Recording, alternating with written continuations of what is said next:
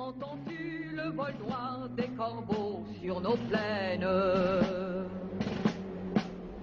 Ami, entends-tu les cris sourds du pays qu'on enchaîne?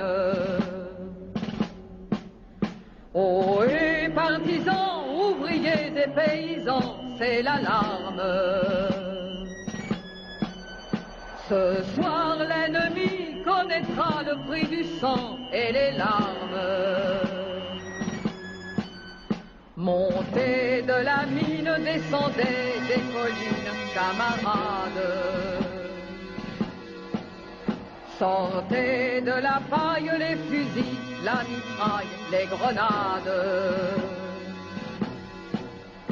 Oh, et les tueurs à la balle ou au couteau. Chers amis, chers camarades, le moment que nous vivons aujourd'hui est solennel et émouvant. Ce même jour à Paris, dans quelques heures, un ouvrier, un étranger, comme il y en a eu des milliers dans nos chantiers, un grand résistant, mort pour la France, entre au Panthéon. Ce grand résistant, cet ouvrier et poète, le premier et le seul ouvrier à entrer dans le prestigieux monument des grands hommes, était un travailleur dans le chantier. Il venait d'ailleurs, comme beaucoup de nos pères, qui étaient venus d'Italie, d'Espagne, du Maghreb ou autre. Lui venait d'Arménie via le Liban. C'était un travailleur comme les autres, comme beaucoup d'autres, mais beaucoup plus que d'autres, le moment venu, pendant l'occupation, il a pris les armes, il s'est battu contre l'occupant et il est mort pour la France. Il était le commandant d'un groupe FTP, MOL, franc-tireur partisan, main-d'œuvre immigrée, communiste. Avec la fiche rouge de sinistre mémoire, les nazis ont voulu en faire le symbole de l'armée du crime. Après l'avoir emprisonné et torturé pendant plusieurs mois, avec deux autres également presque tous émigrés, ils les ont fusillés au Mont Valérien le 22 février 1944, il y a aujourd'hui 80 ans. Comme nous l'avons écrit dans notre bulletin La Tribune, cette scandaleuse affiche s'est retournée contre ses auteurs. Partout en France, des mains anonymes l'ont couverte d'inscriptions « Mort pour la France ». Déjà, en 1916, avec cette stèle qui comporte à son dos le magnifique poème d'Aragon, nous en avons fait un des deux symboles de tout le résistant du chantier. Aujourd'hui, c'est toute la France qui le glorifie.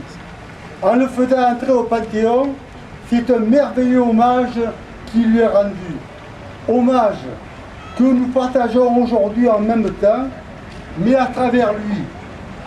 Et c'est très important, c'est un hommage à tous les émigrés, comme l'étaient beaucoup de nos propres parents, que certains, par ignorance ou par racisme, ont tendance aujourd'hui à voir comme hier que comme des parias.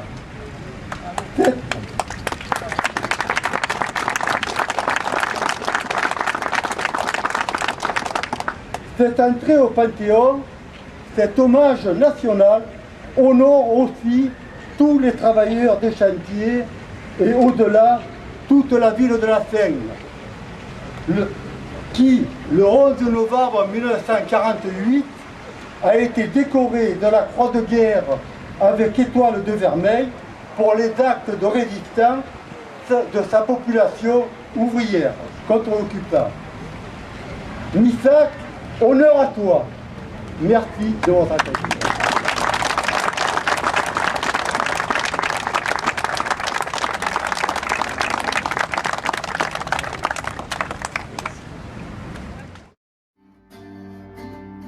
Vous aviez vos portraits sur les murs de nos villes. Noirs de barbe et de nuit, hirsutes menaçants. L'affiche qui semblait une tache de sang. Parce qu'à prononcer vos noms sont difficiles. Ils cherchaient un effet de peur sur les passés.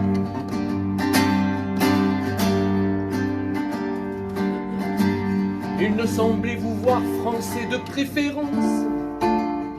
Les gens allaient pour vous sans yeux le jour durant. Mais à l'heure du couvre-feu, les doigts errants avaient écrit sous vos photos morts pour la France. Et nos morts d'un matin en étaient différents.